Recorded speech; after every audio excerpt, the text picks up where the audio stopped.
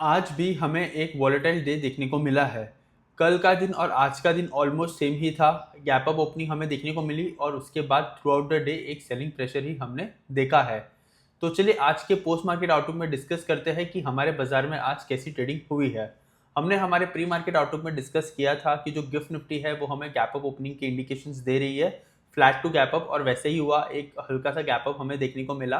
Gap up के बाद जो है हमें एक हल्का सा अपमूव भी देखने को मिला, but end of the day जो है कि हमें एक सेलिंग प्रेशर ही देखने को मिला। और जैसे कि हम देख सकते हैं हमारे मार्केट जो है वो फ्लैट टू नेगेटिव क्लोज हुए हैं। तो चलिए एक बार जो है हम 30 मिनट्स टाइम फ्रेम पे देख लेते हैं।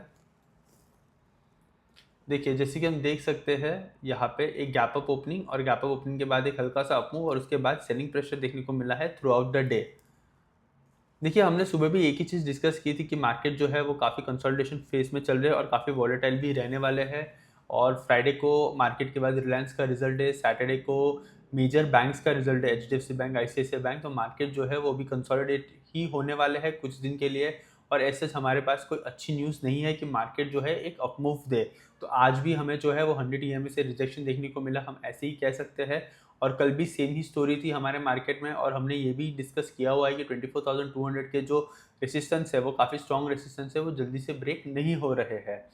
तो देखते हैं कि आगे आने वाले दिनों में हमें अर्निंग्स कैसे देखने को मिलती है, क्योंकि अगर अर्निंग्स अच्छी आई मेजर बड़ी कंपनीज की तो हो सकता है कि हमें एक अच्छा सा अपमूव देखने को मिले, नहीं तो जो है हमारे सपोर्ट ब्रेक होंगे और हमें एक डाउनवर्ड मोमेंट ही देखने को मिलेगा।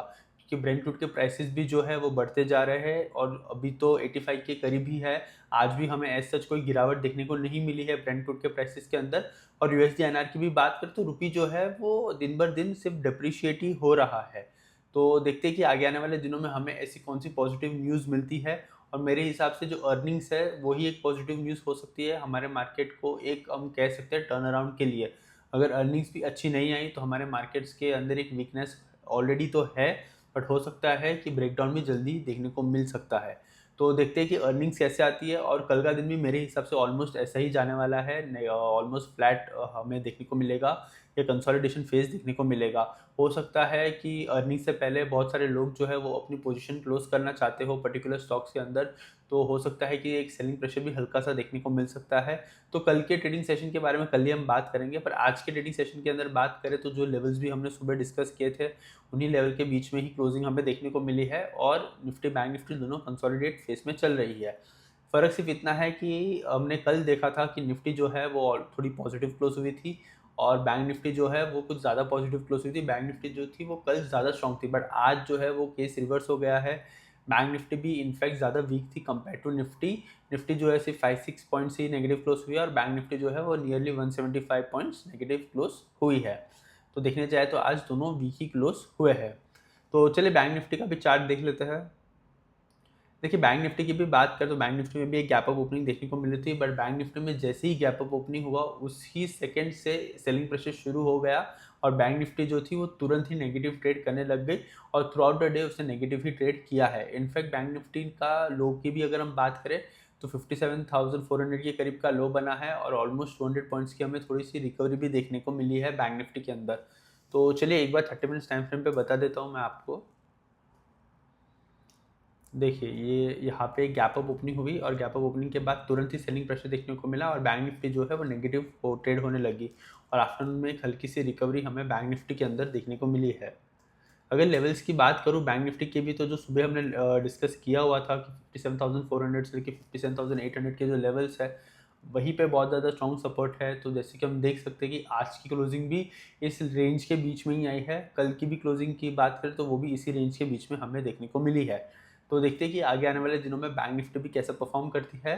कल के ट्रेडिंग सेशन में भी ऐसा ही हाल रहने वाला है, कंसोलिडेशन ही होने वाला है। और ये पूरे वीक में सिर्फ एक ही बात कर रहे हैं कि ये वीक ऐसा कोई ट्रेंड नहीं देखने को मिलेगा हमें। नेक्स्ट वीक से जो है एक अच्छा सा ट्रेंड देखने को मिल सकता है, चाहे वो बुलिश ट्रेंड भी हो सकता है या बेरिश ट्रेंड भी हो सकता है। तो देखते हैं कि आगे आने वाले दिनों में हम हमारे मार्केट में कैसी ट्रेडिंग होती है। तो चलिए एक बार ब्रेंट क्रूड देख लेते हैं। देखिए ब्रेंट क्रूड की भी बात करें तो ब्रेंट क्रूड भी जो है वो 84.6 पे ट्रेड कर रहा है। एज सच कोई गिरावट देखने को नहीं मिली है। सुबह जब हमने प्री मार्केट आउटलुक में देखा था तभी भी $85 पे ही था। तो हो सकता है कि आज की क्लोजिंग भी 100-200 ईएमए के बीच में ही हमें देखने को मिलती है। पर देखते हैं कि अमेरिकन मार्केट्स ओपनिंग होने के बाद कुछ मूवमेंट या कुछ वोलेटिलिटी अगर ब्रेंट क्रूड के अंदर भी हमें देखने को मिल लेती है कि नहीं मिलती है। हो सकता है कि रात को एक गिरावट देखने को मिले, बट लेट्स सी कि अमेरिकन मार्केट्स में जैसी ट्रेडिंग शुरू होती है तो ब्रेंट क्रूड के प्राइसेस के अंदर कितना फ्लक्चुएशन हमें देखने को मिलता है। यूएसडी एनआर देख लेते हैं एक बार। देखिए यूएसडी एनआर की बात की तो रुपी जो है वो आज डिप्रिशिएट हुआ है अगेंस्ट डॉलर, ऑलमोस्ट 0.09% डिप्रिशिएशन हमें देखने को मिल रहा है। और जैसे ही ये ब्रेकआउट हमने देखा था रेसिस्टेंस का, हमने पहले ही कह दिया था कि हो सकता है कि रुपी जो है वो अपना ऑल टाइम लो टच कर सकता है, या 96.5 से लेके 97 तक की जो रेंज है हो सकता है कि उसके बीच में आके जल्दी ही ट्रेड करे। तो जैसे कि हम देख सकते हैं अभी तो 96.33 तो चल ही रहा है, तो हो सकता है कि आगे आने वाले दिनों में हमें ये और ज़्यादा डिप्रिशिएट होता हुआ दिख सके। तो देखते हैं कि आगे आने वाले दिनों में यूएसडी आईएनआर भी जो है वो कैसा परफॉर्म करता है। तो चलिए आज के बेस्ट परफॉर्मिंग सेक्टर और वर्स्ट परफॉर्मिंग सेक्टर की बात कर लेते हैं। देखिए अगर आज के बेस्ट परफॉर्मिंग सेक्टर की बात करें तो आज का बेस्ट परफॉर्मिंग सेक्टर है कंज्यूमर ड्यूरेबल्स। कंज्यूमर ड्यूरेबल्स जो है वो नियरली 1.48% पॉजिटिव क्लोज हुआ है। और जैसे कि हम देख सकते हैं ट्रेंड जो है वो एक बेरिश ट्रेंड था, बट जैसे कि अभी देख सकते हैं हो हाई प्रोबेबिलिटी है कि यहाँ पे क्रॉसओवर हमें देखने को मिल सकता है, और जो कंज्यूमर ड्यूरेबल्स है वो डेली टाइम फ्रेम में एक पॉजिटिव अप ट्रेंड दे सकता है। तो एक बार हम इसको वीकली टाइम फ्रेम पे देख लेते हैं।